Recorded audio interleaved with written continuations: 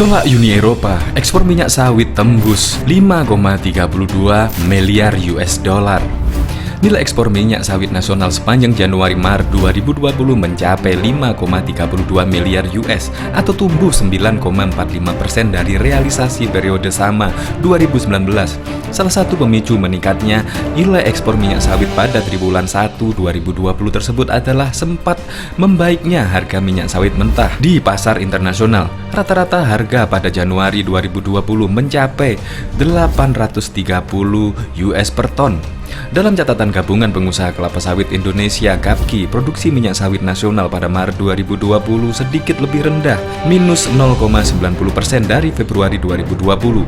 Konsumsi pada negeri turun 3,20%, ekspor naik 3,30%, dan harga CPO turun dari rata-rata 722 per ton US pada Februari menjadi 636 per ton US pada Maret 2020. Tetapi nilai ekspornya naik 0,60% menjadi 1,85 miliar US.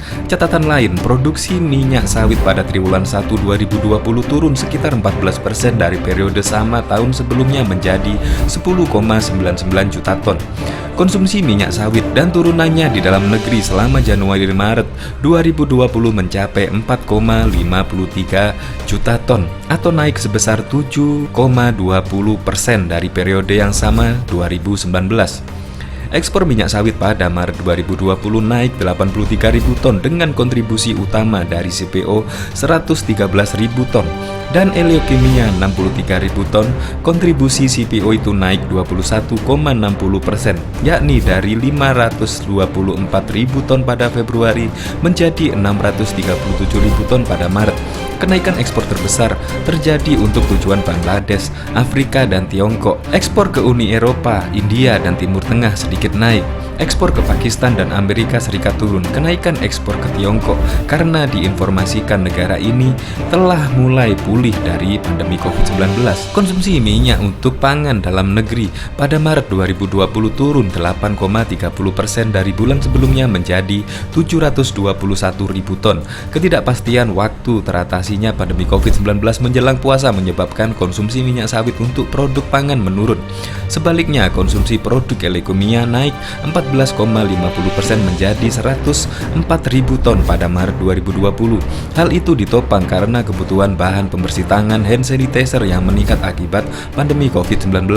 Dari 68.000 ton, kenaikan konsumsi Eleokimia sekitar 55% terjadi pada gliserin yang merupakan bahan pembuat hand sanitizer.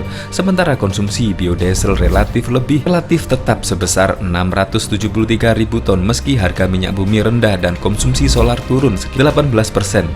Direktur Eksekutif GAPKI Mukti Sarjono mengatakan COVID-19 telah mengganggu perekonomian dunia, tetapi semua negara tidak akan sanggup berlama-lama dalam situasi seperti saat ini dan harus segera bangkit. Karena itu, peningkatkan produktivitas dan efisiensi harus menjadi prioritas untuk menjaga viabilitas dari industri sawit. Di tengah pandemi COVID-19, patut diapresiasi bahwa nilai ekspor minyak sawit nasional pada Januari-Maret 2020 masih 9,45%, lebih tinggi dari Januari-Maret 2019 menjadi 5,32 miliar US. Meski produksi Januari-Maret 2020 lebih rendah 14% dan ekspor volume lebih rendah 16,50% menjadi 7,64 juta ton, ungkap Mukti Sarjono di Jakarta pekan lalu. Di dalam negeri, kegiatan operasional di perkebunan kelapa sawit dan pabrik kelapa sawit masih berjalan normal.